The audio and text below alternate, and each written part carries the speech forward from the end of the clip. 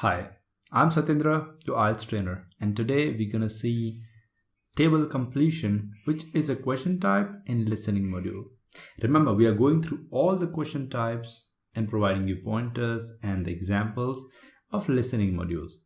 If you continue with us, you will see all the other modules as well, like reading, writing, and speaking.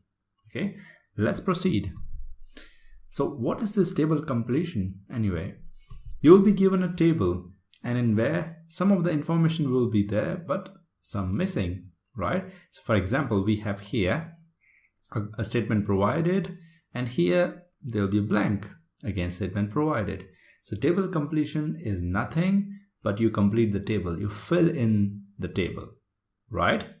Let's proceed then. It is similar to sentence completion. For example, we have a sentence and we have some blank, then we have another sentence with a blank. The only difference is this will be in the form of a table. So what will be the major differences when you're forming a table?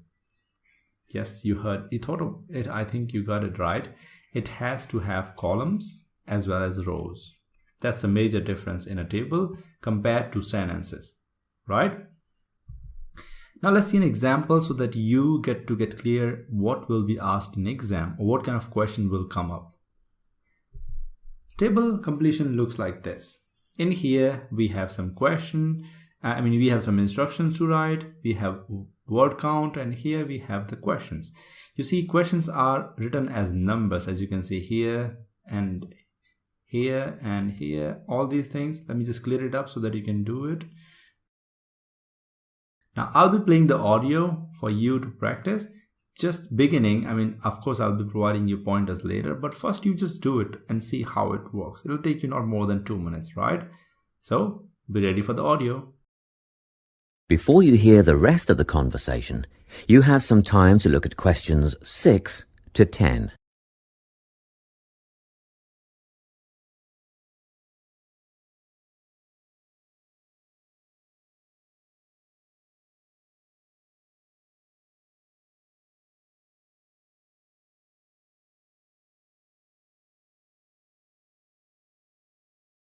Now listen and answer questions 6 to 10. By the way, how much will I have to pay in fares? Well, you can get a ticket on the bus for $1.80 cash, and you'll need $10 each way for the train. Wait, do you have a travel link card? No, but I can get one before tomorrow. Okay, well that'll make it considerably cheaper then.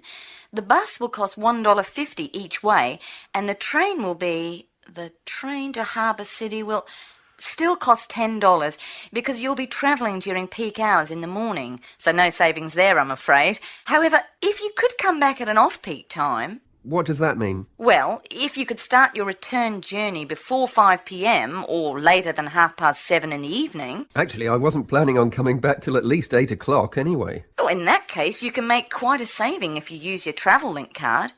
You did say you were planning to purchase one, didn't you? Yes, I'll pick one up later today. Good. That would mean your return train journey would only cost you $7.15 with your card. Thank you.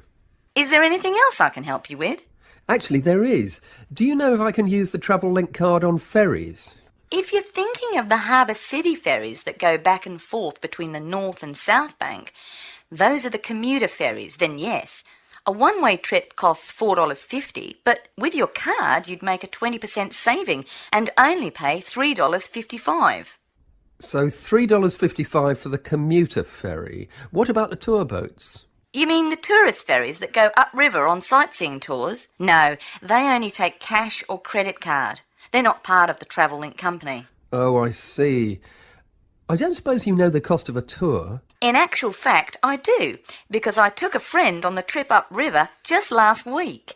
We decided on the afternoon tour, and that was $35 each, but I understand that you can do the whole day for $65. Thank you. You've been a great help. My pleasure. Enjoy your day out. That is the end of section 1.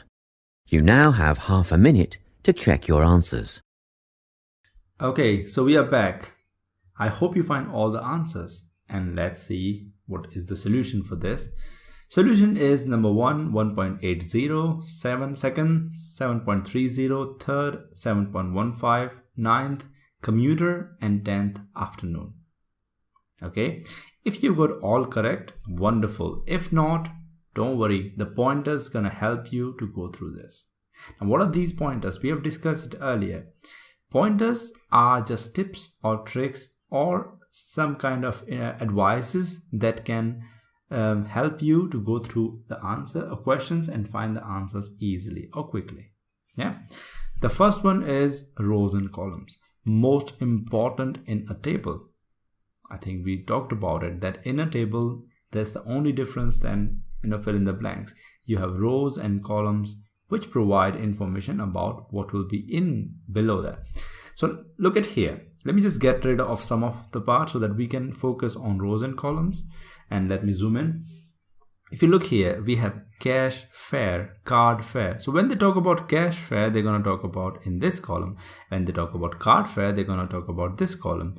When they talk about transport, what kind of transportation is used, we are going to talk about this column. Now look at the rows, right? Bus, when they talk about bus, cash fare, they're going to talk about this row. Same way, for train in peak, they're going to talk about in this row. This will give you information, or the rows and columns will provide you information what will be here. Or in a way, you can predict from here using rows and columns. Yes, let me show you an example. Bus for card fare will be 150. For train peak will be 10 for both. For train off peak, it will be 10. It's the cash fare. You can see it's what provides us information, that is the column and the row. When you coincide this, you come here. This is the cash fare for the train which is off peak. Blank ferry, that is the commuter ferry, have we seen the answer, will have 450. So rows and columns are important. When you're given time initially, that is some time, for example 30 seconds, they say please go through this kind of question. Please underline the rows and the columns. That means what kind of information I'll be hearing, I should be aware of. That kind of info is important. Okay. Next one is this thing I've shown you, that we have bus and they have given bus for this. We have 150 for the card fare. Now, next one is prediction. Prediction is of utmost importance. We have seen the same one in our previous one, that is form completion. What is prediction? That you predict the answer, which might be the answer, or at least you get close to that. Here it's easier actually. So when you look at it, for this one, let me just get rid of some of them and zoom in so that we can focus on. So sixth one must be a number because they have mentioned $sign, right? Seventh one must be a time. You can predict it. Eighth one must be also money. Some number. And ninth one, a kind of ferry. Ferry is a kind of boat which is used to transport people from one point to another in water, in sea or river.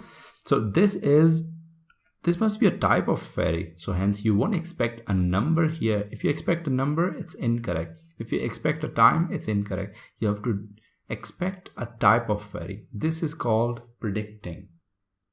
This expecting is called predicting. It helps you to listen to the audio and come up with your answer. All right. The last but not the least is the unit. In tables, when we see units, what I mean by units is, look here, they have mentioned dollar symbol. Here they have mentioned PM. Here they have mentioned dollar again. First of all, as we have seen in instructions in question type 1, which is form completion, we talked about if unit is provided, you don't have to write it. Now they're going to say, let's say 150. You don't have to write again $150. Or if they provided PM, you don't have to write PM or AM again. Okay. Second thing, with the unit, you can guess already what will be the answer. So these units are very important for us.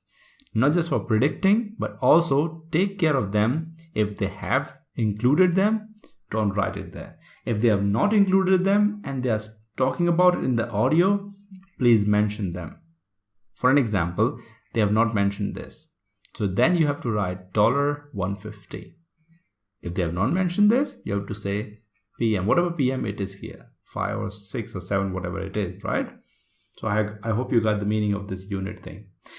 One more thing which I have to talk about is the number of words mentioned in the instruction is also important.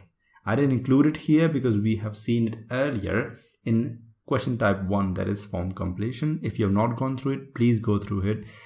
Number of words are important and you should know how many I can use. For example, here there's just 1 required in this kind of question, and hence we cannot write more than 1.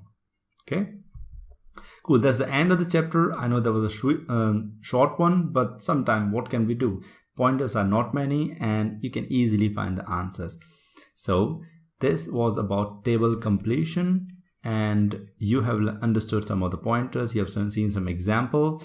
I hope you understood. If not, please go ahead, ask me any doubt you have. You can write a mail to me. Remember, you have the email ID with you, and you can also write in comments.